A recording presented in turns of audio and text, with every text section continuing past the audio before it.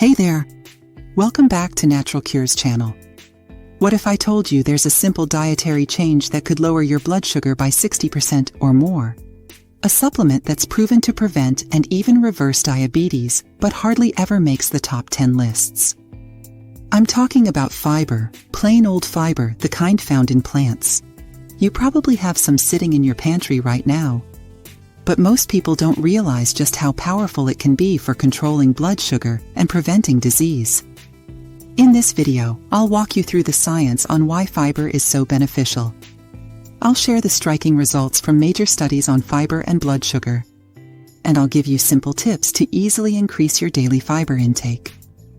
Whether you have diabetes, prediabetes, or just want to keep your blood sugar in a healthy range, fiber needs to be part of your regimen. Stick around and I'll prove to you just how critical it is. Fiber is incredible because it acts like a sponge in your intestines, soaking up sugar and slowing its absorption. Without fiber, if you eat something sugary like cake, that sugar quickly dissolves and enters your bloodstream. But add some fiber, and it creates a gel that traps the sugar molecules. This has two huge benefits. First, less sugar actually reaches the intestinal wall to be absorbed. More passes through without being taken in. Second, the sugar takes longer to reach the intestinal wall because it has to slowly migrate through the fiber gel. This smooths out the blood sugar spike. The research backs this up. Let's take a closer look at what researchers have discovered about the effects of fiber on blood sugar. In one study, patients with high blood sugar who added just 2 tablespoons of fiber supplement twice a day saw major reductions in post-meal blood sugar levels. This modest addition of 14 grams increased their total daily fiber intake from 14 to 28 grams, still below the 35+ grams recommended by experts. But look what happened to their blood sugar after meals: 13% lower at breakfast, 65% lower at lunch, and 41% lower at dinner. Remarkably, lunch was 5 hours after breakfast, showing the extended impact of the morning fiber dose. This was not an isolated finding. An analysis of 28 clinical trials and 1,400 participants found that increasing fiber intake by just 11 to 13 grams per day on average led to a reduction of 0.5 point in A1C. This is a blood test that measures your average blood sugar levels over the past 2 to 3 months. It's the gold standard test for diagnosing and monitoring diabetes. 15 milligrams per deciliter lower blood glucose, meaning lower blood sugar levels. Nearly a 2-point improvement in insulin sensitivity. This means your insulin works better to remove sugar from the blood and keep it under control. That 2-point improvement in insulin sensitivity is huge. It's enough to take someone from pre-diabetic to a normal insulin response. The benefits of fiber continue and become even greater the more fiber you eat. Patients getting a whopping 34 grams of daily fiber saw even greater reductions in blood sugar and insulin resistance compared to the 14-gram group.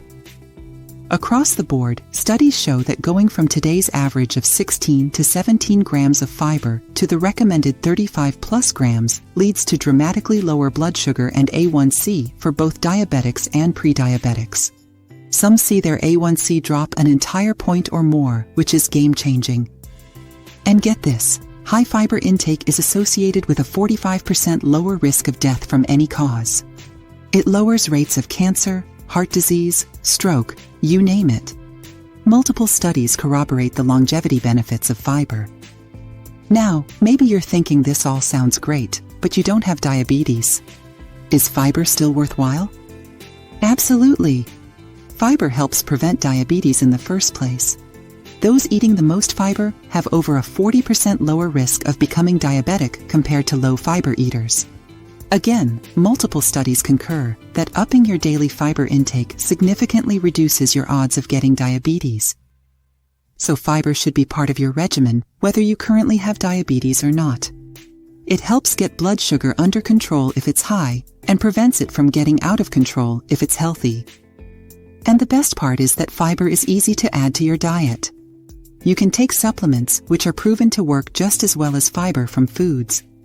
Personally, I'd rather get it from delicious whole foods. Here are some of the best sources.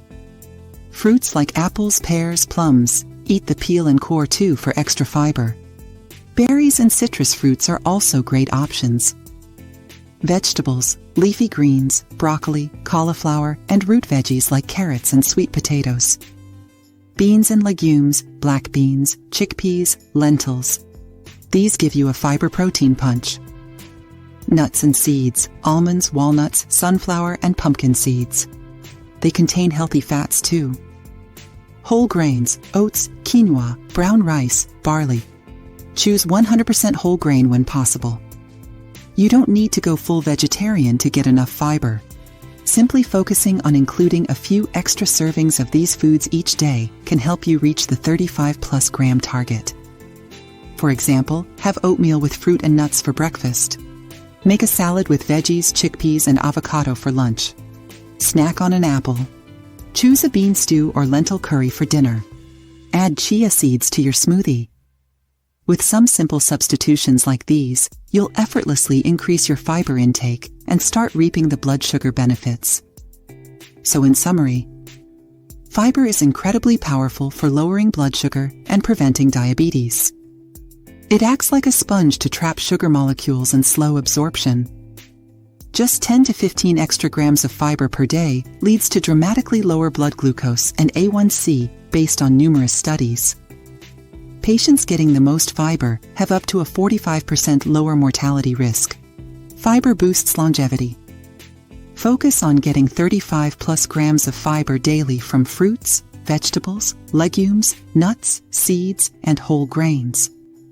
Don't underestimate the power of this humble dietary addition. Fiber is one of the easiest ways to take control of your blood sugar for good. Let me know in the comments if you've increased your fiber intake and what benefits you've noticed. I love hearing from you guys. And make sure you're subscribed for more tips on living healthy.